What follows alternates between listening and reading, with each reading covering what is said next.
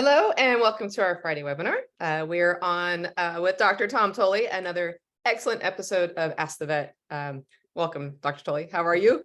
I am doing well, and I hope the same for you too, Laura, and looking forward to discussing birds today with our fantastic attendees and learning a little bit more about birds and some of the issues that they may be having. We have enough going on in our hospital, and that keeps us busy.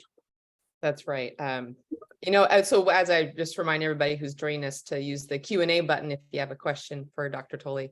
While we wait for that, I have to tell you about my my experience. I thought I was going to help rescue a hawk on my run this morning because I saw a hawk with his wings spread out on the sidewalk, like hunched over, and it looked like he was injured perhaps. And so I go up to it, and lo and behold, the reason why he had his wings all feathered out was because underneath him was a rabbit. Aha! And so You saved a rabbit. So so then he kind of gave me a look, the hawk. I'm not even joking, gave me a look, kind of sat up, and then off runs the rabbit. And then I swear if a hawk had fingers, I would have gotten the middle one, because he did not look happy that I disrupted his meal. But the rabbit took off. And anyway. Yes. And he had worked hard to get the rabbit. Yes. Yes. So, I didn't know they did that. So, I thought, well, when all the wings spread out, Yeah. That's my story for today. Didn't want anybody else to see it. That's right. So one animal had a good morning, the other one didn't. Yeah. Or one to remember. At least it can, right? There you go. There you go. All right. So let's see what we got here. So people so yeah, you must treat birds of prey and all sorts of hummingbirds to ostriches, Be careful with those talons. They had that lady who was like out mowing her yard, and the snake fell in her arm, and then the hawk went to get the snake, and so she had did you see that or heard about that? No, I did not hear about that. I just we had I can go on about taloning injuries to me, but it was interesting. One day, it was the same day we had a call about a duck that had been attacked by a hawk and had injuries associated with that attack. And so bring it in and let's treat it. And so then we had the duck come in, and we come to find out that the duck that we were treating was not the same duck that called, but that duck that the owner had called came in later. So we had in one day 2 ducks that were attacked by 2 different hawks within the hospital. I'm not saying that that's a rare occurrence of hawks attacking ducks, but for the owners to bring them in on the same day, we had to try to straighten out our history on the cases, because we were all prepared for the one that had called, but not the one that had walked in. So we have situations like that where it's a bird, not a rabbit. But even if it was a rabbit, we would treat it. But nonetheless, always exciting. One thing that I wanted to mention too, Laura, I think last time that somebody had talked about L-theanine. Yes, that was the stump of it, right? So what I did find that it's found in green tea. One of the benefits of drinking green tea, because it's a calming agent. So if you want to be calm, drink green tea, I guess, with this L-theanine, and it's spelled Theanine.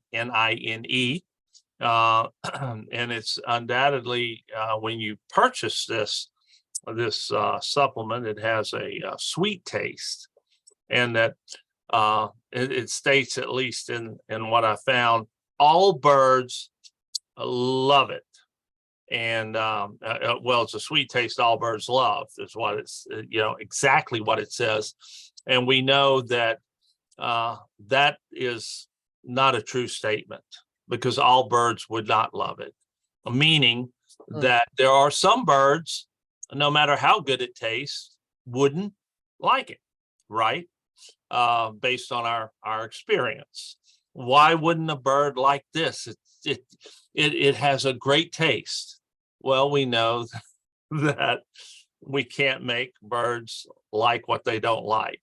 Well, my daughter doesn't like watermelon. I don't understand that, So so there you go.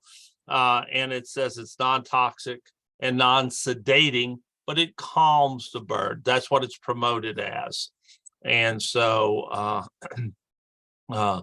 it says sprinkle the appropriate amount on your bird's food every 8 to 12 hours, vegetables or moist seed. And measurements vary depending on the bird size. It doesn't provide measurements or what the appropriate amounts are. But nonetheless, just trying to learn along with our attendees about L-theanine. Okay. There you go. Interesting. Yeah. Just like people, not everyone likes something. I should have taken a spoonful before I started. Oh yeah, Then there I'd you be go. calm and relaxed and everything. Next time.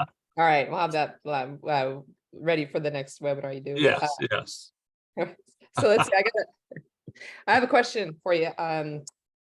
This is let's see. It's about a blue-fronted Amazon, about mid-teens, free-flighted, hand-trained, no shoulder perching. It's unsexed, so they don't know if it's a male or female. But they have the diet of this Amazon. They eat nutriberries, avocates, a variety of fruits, some veggies, nuts and pasta. But here's the question. The real question is, the Amazon chews and ingests splinters from one honeysuckle branch perch. Doesn't chew on the wooden parrot toys anymore. And they want to know if there's a diet deficiency that might be cause of this. The weight is about 423 to 444 GM, so grams. Well, the feathers look good preener. And they're watching the feces for wood. Sorry. So what would cause this? Is it okay for the bird to do?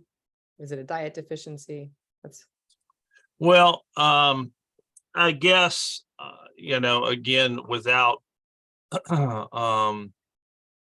any more information, my question is I have no reason to think that this bird doesn't chew the honeysuckle vine and cause it to, and chews it up and into pieces. The question that I have is that how do they know that it's actually ingesting the honeysuckle vine? You say, well, I see it. I see it ingesting. Well, that's a very good way of determining if it's ingesting it. However, birds, and I think if you had any birds for any period of time, you'll know they'll chew, especially the larger birds, such as this Amazon, can go through a wooden toy, a wooden perch, what have you, very quickly, and just make it into splinters. My Derby and parakeet used to do this all the time. And at certain points of the year or certain times of the year, they'll do it more than others. However, when they do that, they usually do not ingest it. Birds cannot digest wood, okay? I'm not saying that if you look at it, they can digest something in there, but they don't have the the gastrointestinal tract to actually digest wood. So if they do ingest wood, then that will usually cause some type of a intestinal or gastric issue, disease condition, meaning a blockage or something of that nature. Just like if we ingested wood, our digestive system is not made for that. So, and they're, and of course, when they're ingesting it, they're ingesting large pieces. So I cannot remember a patient, seen a lot of patients that have had a problem of ingesting wood. It's not conducive to life. Now, baby birds in a nest situation, I've had where they've had and have had wood chips in their crop. But as far as the adult birds ingesting wood, I don't think so. It could happen, but there would be consequences, health consequences associated with that. Your bird is doing fine. I don't I don't have any issue with it, you know, in question that you're seeing it tear up this honeysuckle vine. I just do not believe that it's ingesting that honeysuckle vine because it would result in a bird that's not doing as well as what you're saying. And they can chew on it, they can play with it, they can pieces of it and everything, but ultimately they drop it out of their beak. So that's and if it is ingesting it, there will be issues with it. And if you're concerned about it and you're going like, oh, Dr. Tully doesn't have a clue what he's saying because I'm seeing it ingest it, then I would just make sure that you do not provide that to your bird. So that would be my thoughts on that. Good question, though. Very good. We have a question from Cynthia about a citron crested cockatoo that started laying eggs at the age of 33, and now she's 37. The eggs are healthy, good eggshell thickness, but should she still be laying eggs at this age? She's 37. Yeah, I mean, that is not unusual for older birds to lay eggs, older hens to lay eggs like this. I can tell you that we will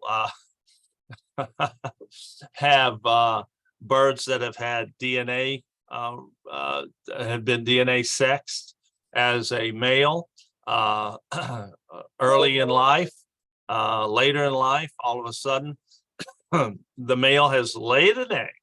There's no other bird in the cage, and it's a single bird in a house, and it's actually a female.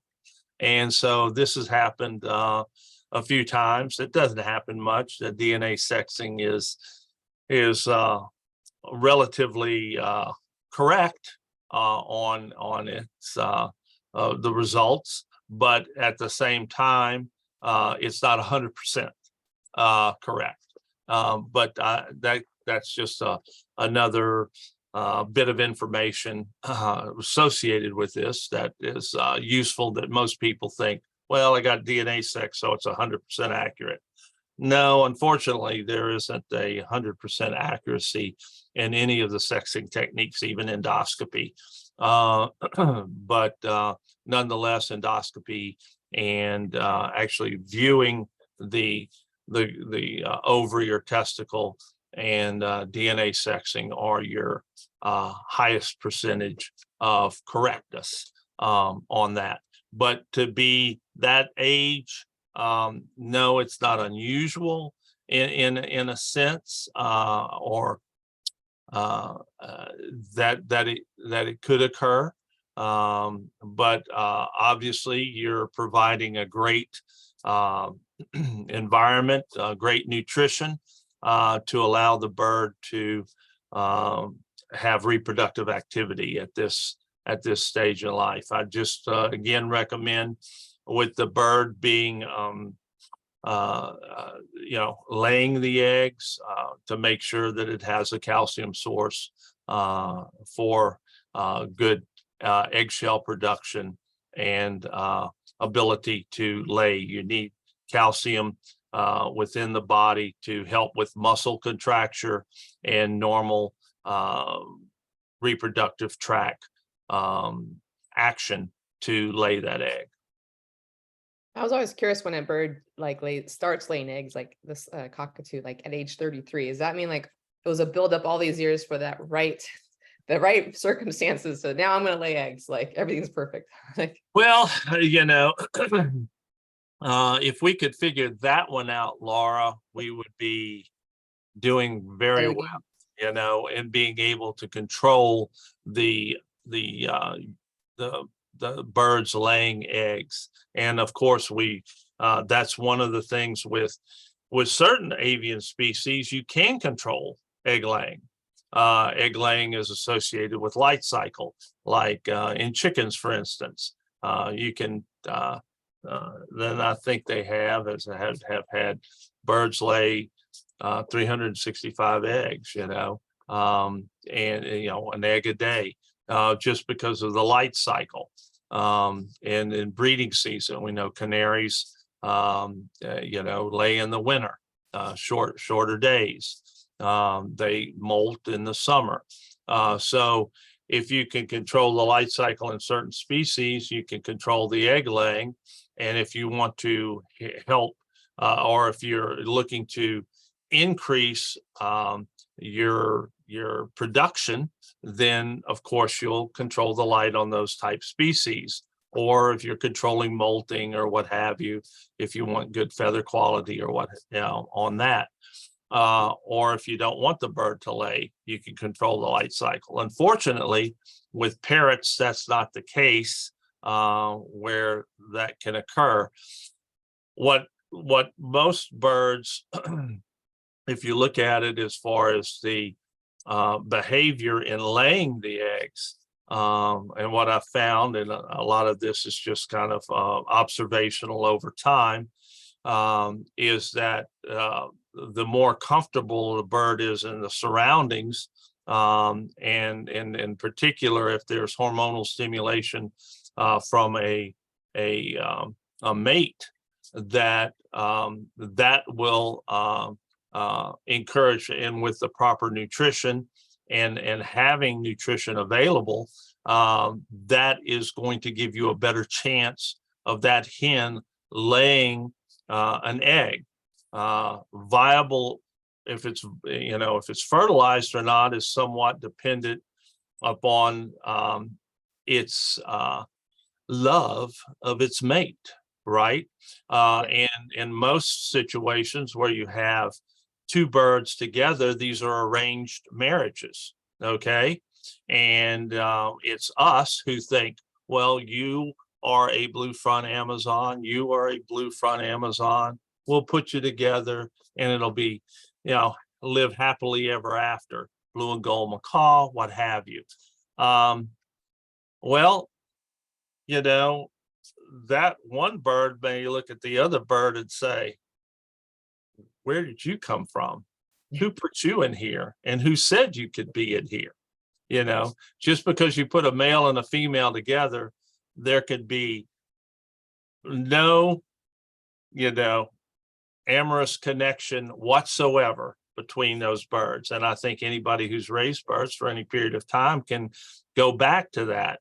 And I have heard stories of birds actually going in the same aviary, getting out of their cage, going into another cage, kicking the bird out, where the female may not have been laying eggs or laying infertile eggs, and then within 2 weeks laying fertile eggs.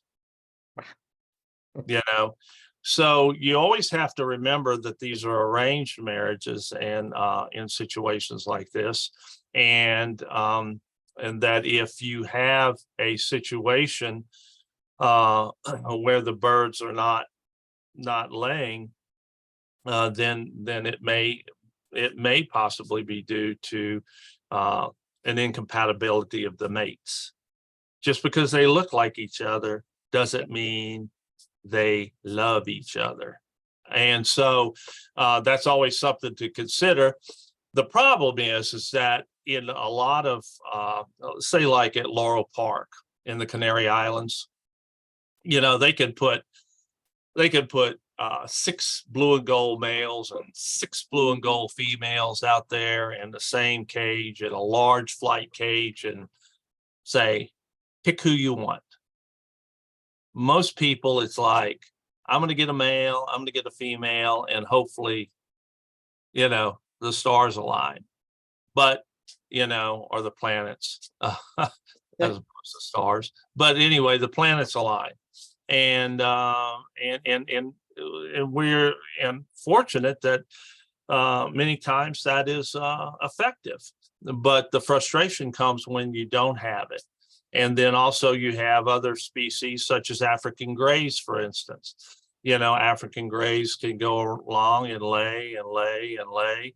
And then all of a sudden, not getting any eggs, Why is that? And I said, certain birds and species, it seems, and again, this is observational over the years, seems to be where they're more comfortable in their surroundings. They have mate compatibility, and then they start laying. And nutrition. Always have to put nutrition there. That's very important.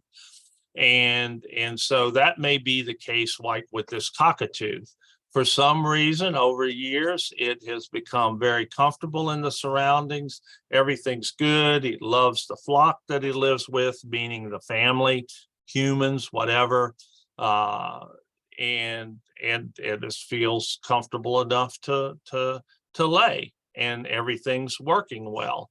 And this could happen later in life, and it could happen earlier on that. So if they have all of the components of the reproduction activity working, then there's no reason that there can't be ovulation and egg laying on that. So, when you get to African grays, it's like, what's somewhat unusual is that I've had situations where people that have been raising African grays, they go, and I can't take this anymore. I'm not going to just keep feeding these grays. I'm just feeding them. I'm not getting any production. They sell them, and within a month or two, they're laying eggs. And African grays, it seems like if they're not laying eggs, take them out for a ride and switch their location in the aviary, and that seems to help stimulate African grays, whereas other birds, it's not. So it's a little bit different between species, but with the age of the birds and the birds' ability to live, if everything's working well, then you may have an older bird that lays an egg, like this, or continues to lay. Wow. Yeah. There you go. Never know. Yeah. All right, we got a question from Jay about, well, they say that they give their Quaker and Conure about 3 to 4 types of food, also with fresh fruits and veggies, along with some grains, sometimes grains. Mm-hmm. So the variety of food includes, and this is their food daily: Rowdy Bush, Supreme Fruit Blend, Supreme Pure Fun, and Harrison's, along with Lafeber foods. Is this too many types of food? Like, can you offer your bird too much variety? And when you're saying the food, I'm of course familiar with all of the different brand names that you mentioned of the food. But if you offer a pelleted, these could be a pelleted diet, whereas some of them, such as Harrison's, is more of a what we call a compressed diet, but not truly a compressed diet, but it is where you have different where you can see the ingredients in there, seeds or parts of some type of grains or something like that, where it's put together. But there's also some kind of a what you would want to call like a diet that's you have the compressed diet, and then you have the diet, say like a where it's mixed together and formed into a pellet. And for the most part, when you have like Lafeber diet, you'll have your pellets that are compressed pellets, and then you have your also you have your nutriberries. Rowdy Bush, and I think, did they mention Zupreme also? Are the pellets that where you can't really see the ingredients, so they're kind of blended together, say like a cereal,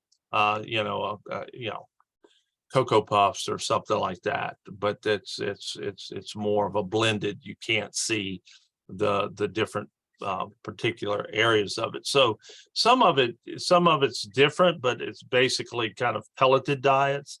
And so when you're looking at it, can you have too much variety? No, but it would be interesting to see, because most birds are kind of particular on what they eat, to see, do they eat all of the diet or do they eat some of the diet? And that's like what I've always said, is if you change the food out on a daily basis, I say just observationally with your bird, see what it eats and see if it eats only 10% of what you feed it, or does it eat all of what you feed it?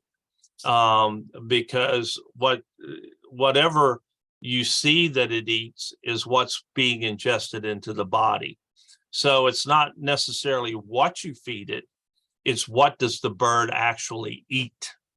Okay. You can offer it to the bird a diversified diet, and if you offer those pelleted mixtures, the brands that you mentioned, those are all very good brands. And I mentioned somebody had mentioned to me, there's Missouri too. You have a Missouri diet, and they go like, well, it's not looked upon as a good pellet. And I said, I haven't met a pellet I haven't liked. I mean, Missouri, Lafeber, you mentioned Rowdy Bush, they're all good companies. They make good products. The what you're looking at is that you're looking at vitamins and minerals that are incorporated into that's trying to provide a balanced diet for nutritional requirements for species we do not know. We do not know what the nutritional requirements are. So these are basic. So there may be some differences in that, in the diets, but most of the formulations are based on a general formulation and provide nutrition. And because we don't know what the exact nutritional requirements are for a green cheek parrot, conure, or for sun conure, or a Clectus parrot, or a blue-fronted Amazon, we don't know what the daily nutritional requirements are. People have an idea, but we do know the nutritional requirements for the domestic chicken you know, but we know that birds are, each species is different. We know that they live in different environments, and they're what they can eat is a little bit different, and what they eat is a little bit different depending on what's native to their environment. And so that's evolved over all of these years to the point where this is what's best for them on a daily basis to provide the best building blocks for being as healthy as possible. So diversity is not bad, and providing all of that. But what you'll find is what I said. I mean, I think I mentioned at one time when they were still importing birds, we would get like 30 blue front Amazons in the hospital, and with respiratory disease, and we'd feed them a very diversified diet. And just about each Amazon would have something they liked within that.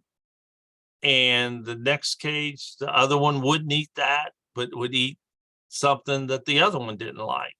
And it was very individual, and it was very eye-opening to me early on, because this was back in the late 80s when this was. And so it just shows the individual nature and the ability of those birds to discern taste, texture. And I think anybody that has birds would realize that this is the case. So there's nothing wrong with, like I said, the amount of diversity that you would provide nutritionally, different brands, different type of pellets on that, but to the bird. But in the end, you can be providing this, but the bird not eating 90% of what you provide and only eat 10%, but ingesting, because you're giving enough on a daily basis, to only ingest what it likes. And so that's why it's one reason to try to find out what the bird likes, and then that is going to provide the best return on your investment for that nutrition, and reduce waste. There you go. Yeah. Great question. Excellent question. Absolutely. Okay, this one is from Adam, and they have a 7-year-old Hans macaw, ready to go. And every year since age 4, he plucks his entire chest to the skin, and by September he grows it back fully. And he has done it again this season, and it's half grown back. They've taken him to the avian vet, but and blood work and stomach culture were normal. He got 2 injections of Lupron, but it did nothing. Any ideas? Is this normal? He's got like some, I guess, seasonal plucking. Yeah. And so the question, is that normal? And I would say, or what might be the cause? Or what might be the cause of this? Yeah, the short answer is it normal? No. Okay. Birds should not have at any time bare areas of skin showing. Okay. And again, there's these, kind of a trending to, we're not calling it feather picking, we're calling it feather destructive behavior. But I will say that I've seen feather destructive behavior, and feather destructive behavior is where, to me, a definition of feather destructive behavior is when the bird really looks at preening its feathers and actually causing damage to the feather architecture, where they're frayed, they're biting them off. Some of if you had birds that unfortunately have done this, they'll bite off the primary feathers, halfway down, and the bird just looks like it's almost been stuck its foot in a light socket. So that's feather destructive behavior. Feather picking is feather picking, where it picks the feather out. So I think it's nice to try to kind of delineate, the term of feather destructive behavior and feather picking, because feather picking is actually just picking the feathers out. Now they can actually get to the very base of the feather, especially your chest feathers. Their chest feathers, and you can see little black dots on their skin where they just kind of bit them off right at the skin, at the level of the skin.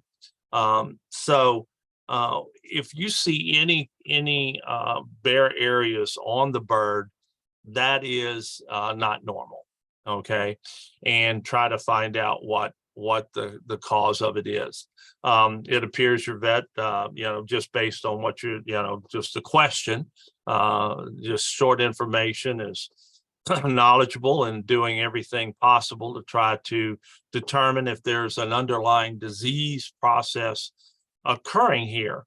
One thing that and I think that was mentioned, Laura, if I'm not mistaken, that a complete blood count and serum biochemistry panel was performed. Is that correct? The blood, and then I think it said stomach. And then they did a stomach culture. Yeah, they're both normal. Well, blood work, yes, I'm gonna say. Yeah, and so that is good, and we've talked about how that helps see what's going on inside.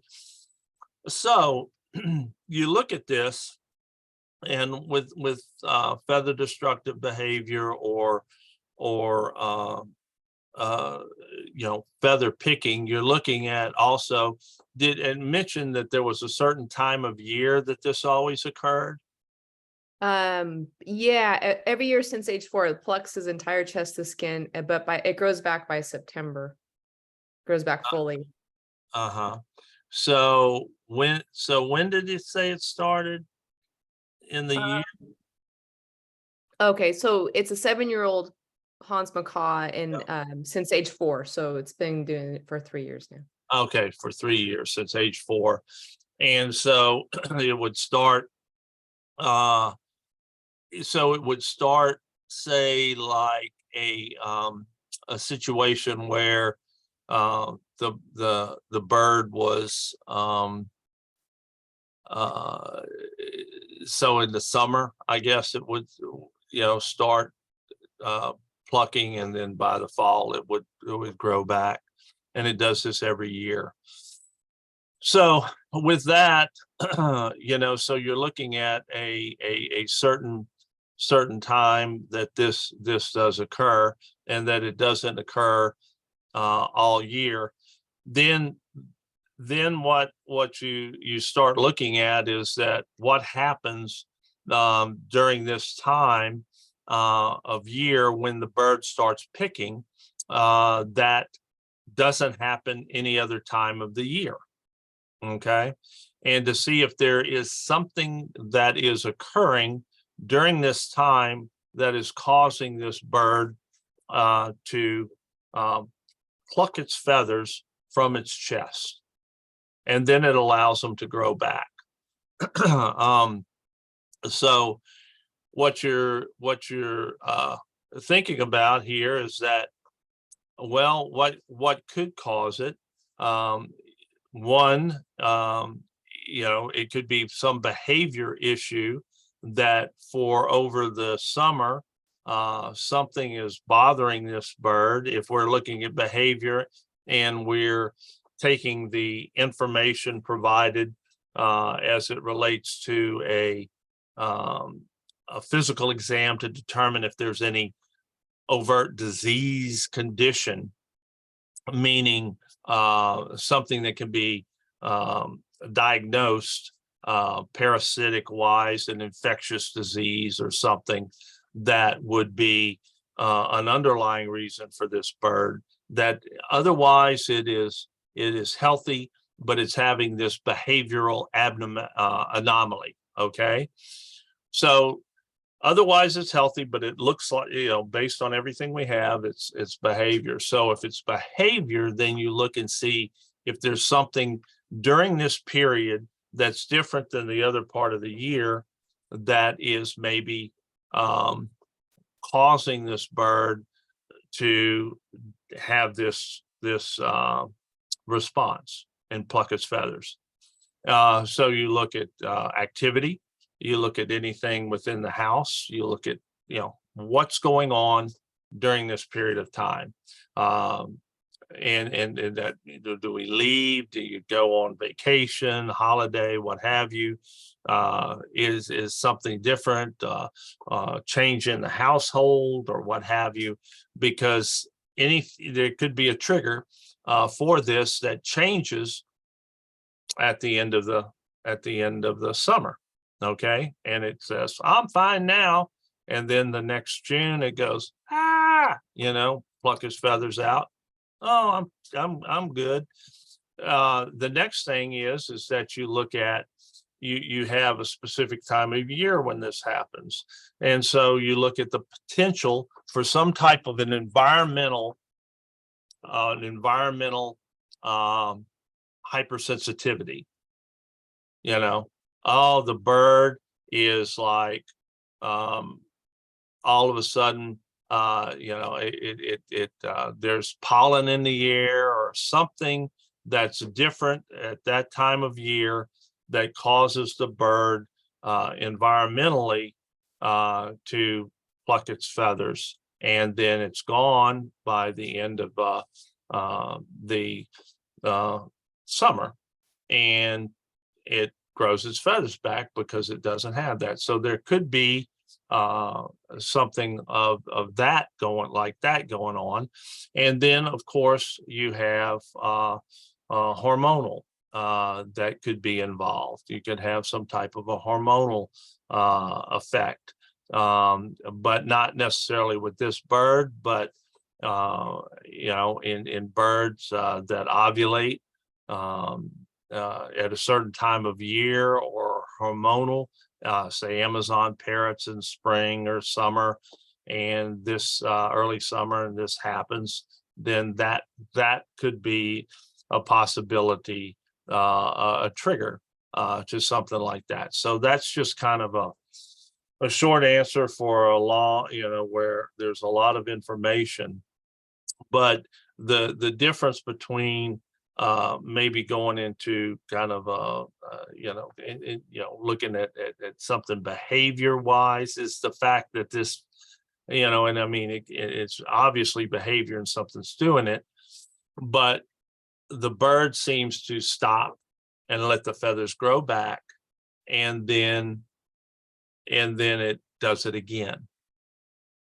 So something's triggering this bird to do that, based on that history, which is a little bit unusual because either birds will do it once and then they'll change, all this bird is plucking its feathers out, and you change, and the bird changes environments, a new owner or whatever, and all of a sudden it grows it all back, and we've had that happen.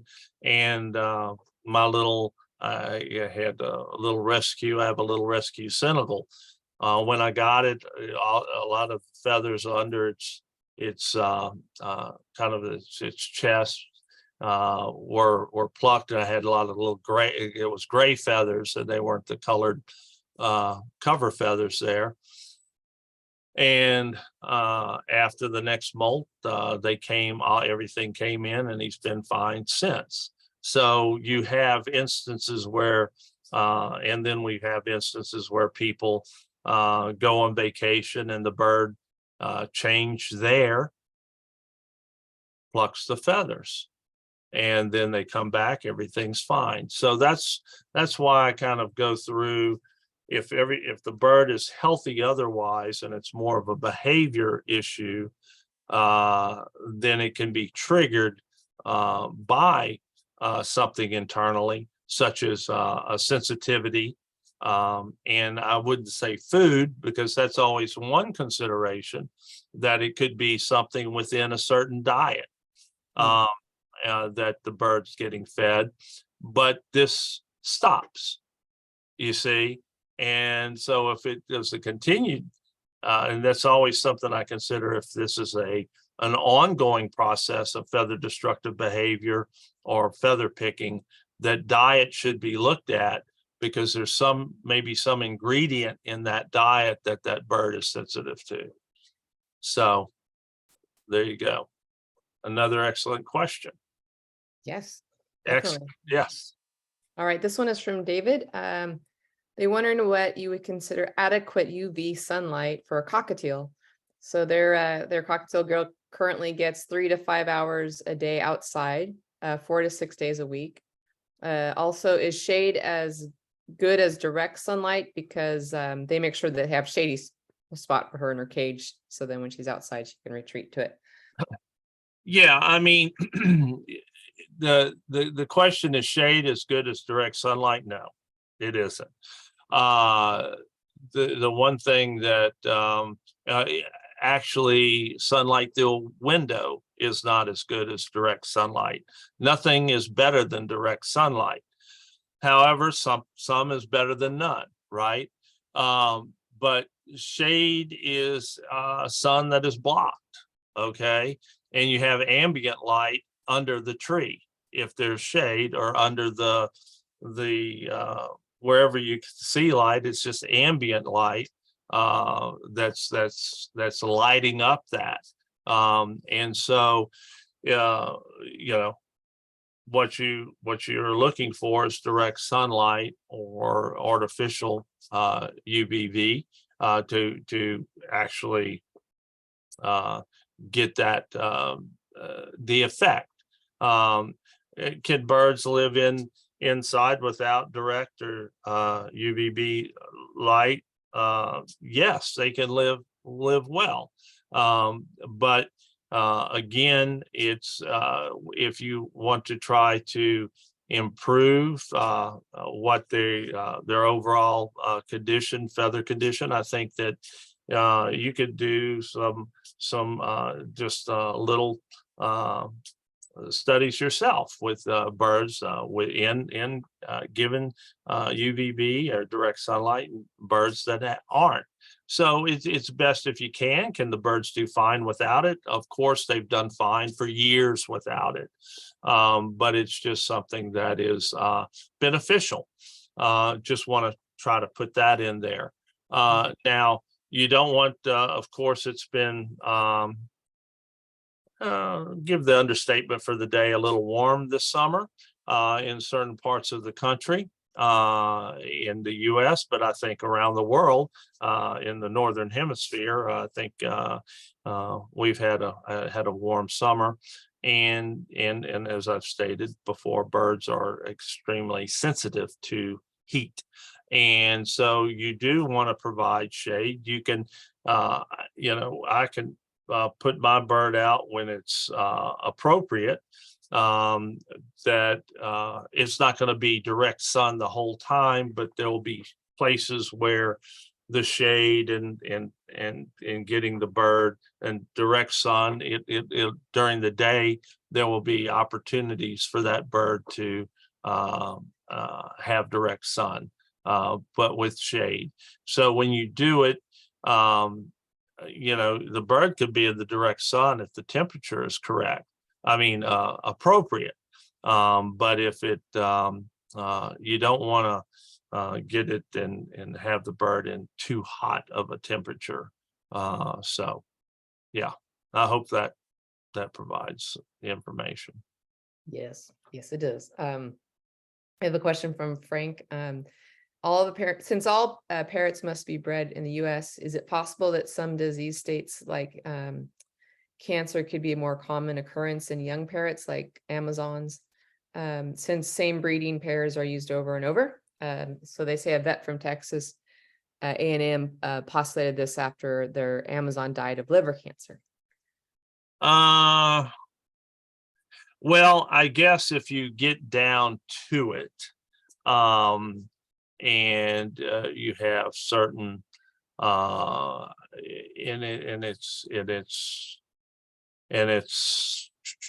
if you get down to it, and if in a certain aviary setting that you have a lot of genetics that are concentrated, okay, where you have the same, the same birds or interbreeding occur, that's theoretically possible. Okay.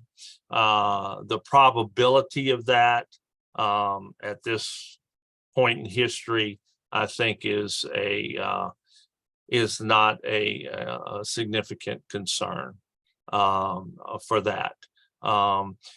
There's you could go back into I'm not familiar, I don't recall, but it just but you're looking at the California condors recovery program, how many birds there were within that. You look at how many birds were within the whooping crane grouping when they, I mean, we're talking less than 100 birds, and that and they utilize those birds to artificial insemination. And when you do that, that really reduces the number of birds that are actually successful in artificial. And so you have a very, very small group of birds that were able to kind of for them to work with to rebuild those populations to where they are now. And I don't believe that they had any more or less incidents of cancer in those birds. And so when you're talking about something like the Amazon parrots, the number of Amazon parrots, the number of macaws and different birds within aviary settings around the country, just in the US, but you looking around the world, that I don't think that is something that is a problem, and at this point, and I don't know if it ever will be, but the unfortunate issue is that certain bird species are more susceptible to cancers than others, and all birds can develop this unfortunate disease, and so it occurs, unfortunately, like I said, in all parts of the body.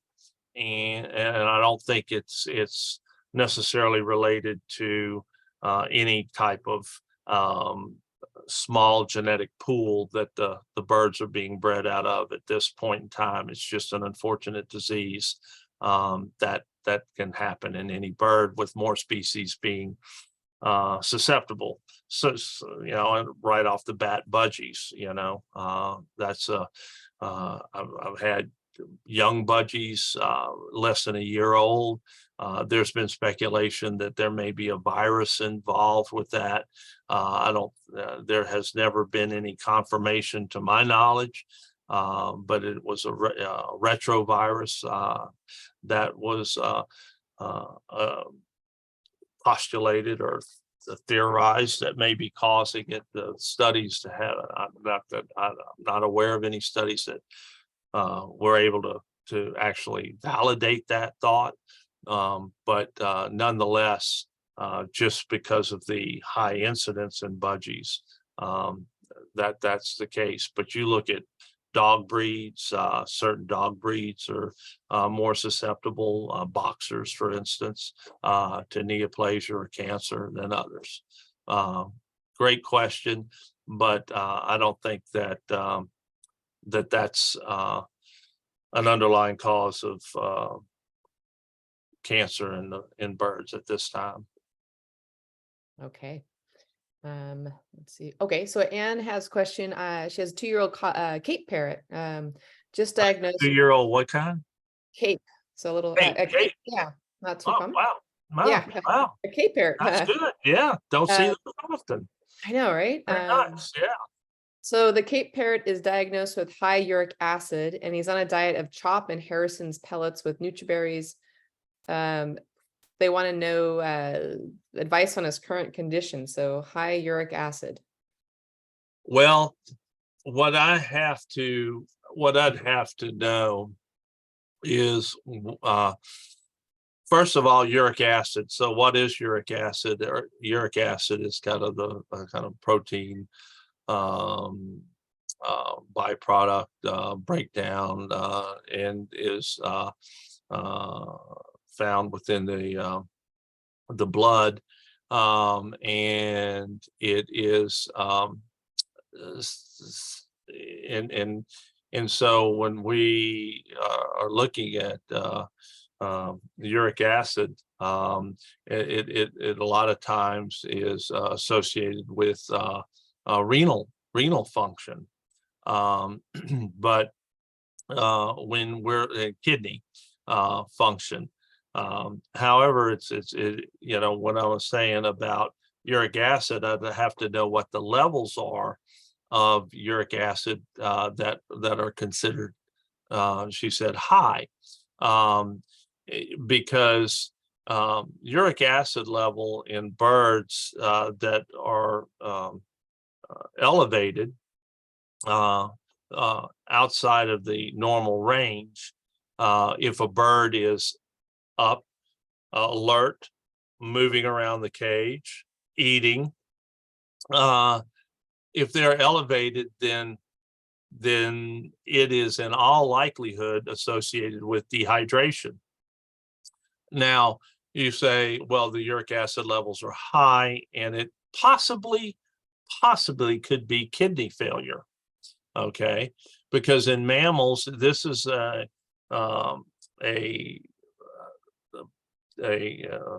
guess we call it analyte in the blood, that in mammals it's called blood urea nitrogen, BUN.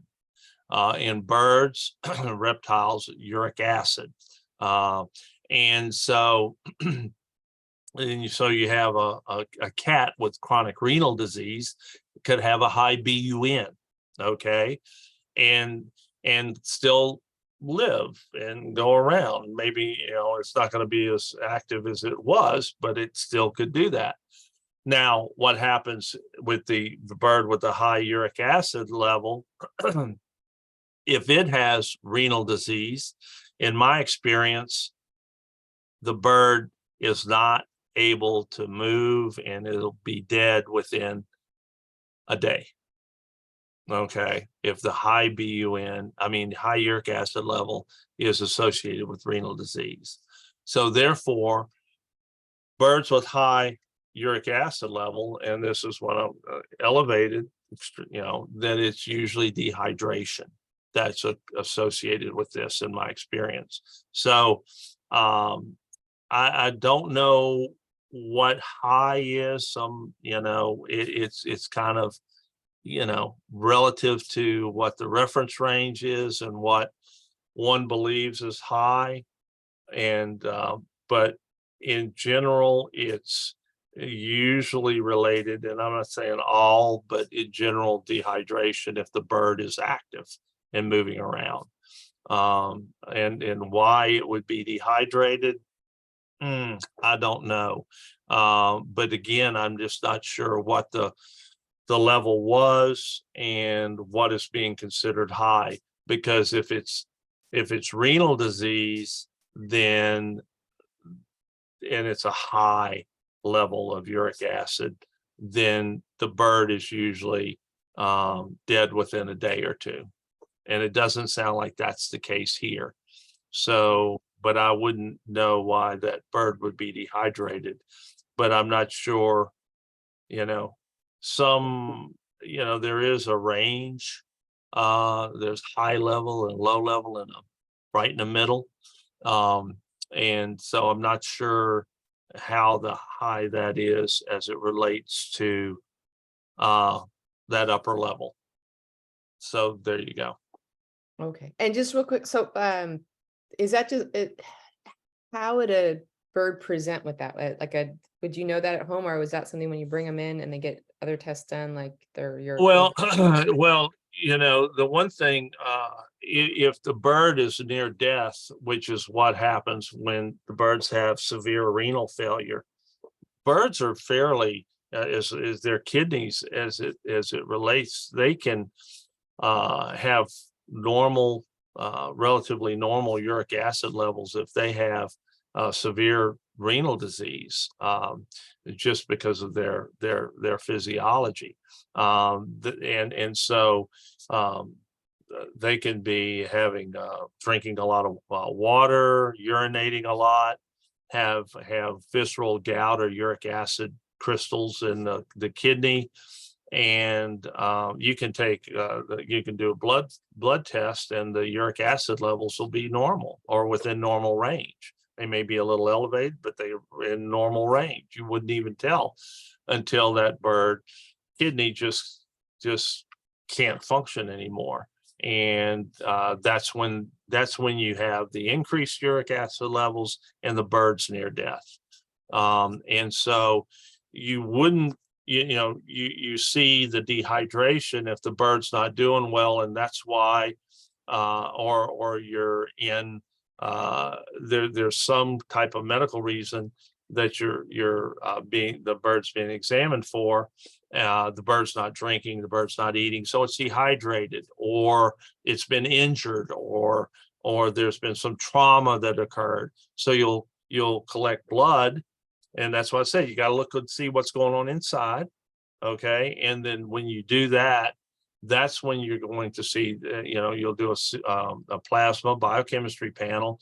On that will be the uric acid level. And then that will be where you'll find that the bird is dehydrated.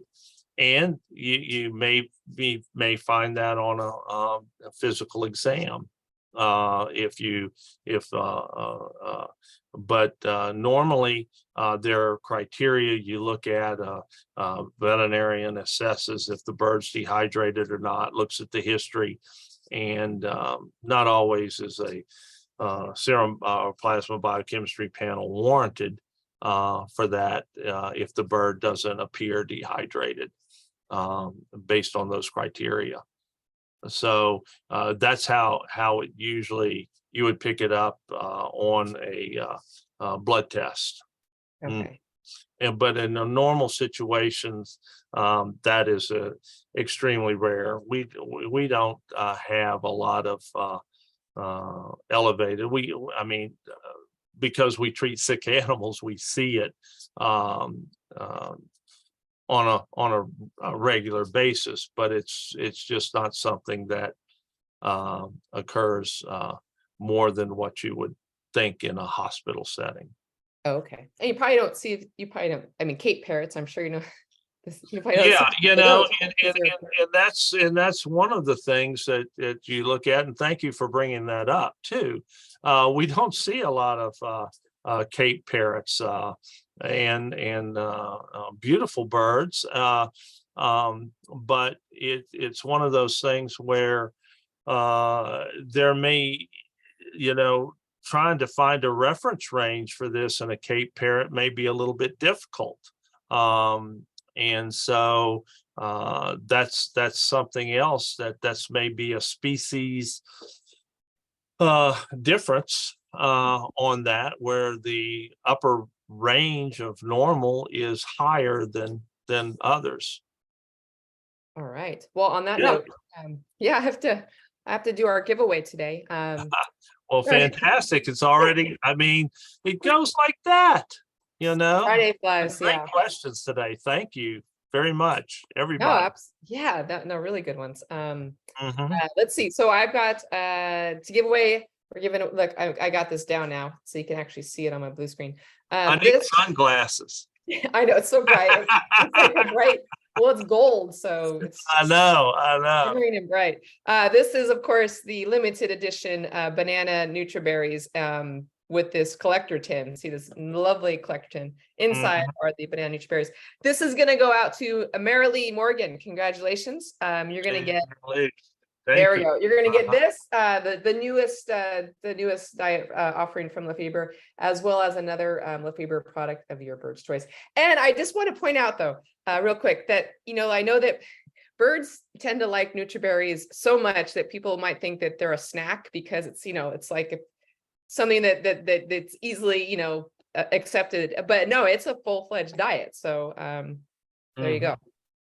They just like them so much that it's an easy diet to feed. Yes, it's a foraging diet. That's also a Yes. good thing too. Thank you for pointing that out. And also, so next week we have, this is going to be really fun. I hope you guys can join us for next Friday, because we're going to have Lisa Bono on here with another Gray Way episode, and she's going to cover, but I read it on the internet. I had to say it that way because so we're gonna she's gonna debunk some myths that people might find on the internet and other things. So that should be super fun. I hope you guys can join us next Friday. Wow, okay. So we got through some pretty good questions today, Dr. Tully. Totally appreciate it. Can't wait to see what we get next time. So always. And thank you so much, Laura and Brenda and Lafeber, for sponsoring this the webinars, because they're wonderful, and we have great attendees, great questions, and every time is a learning experience for everybody. So thank you for me also.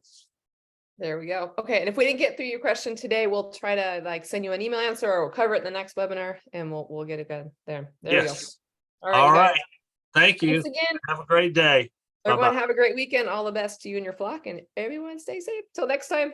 Bye. Bye.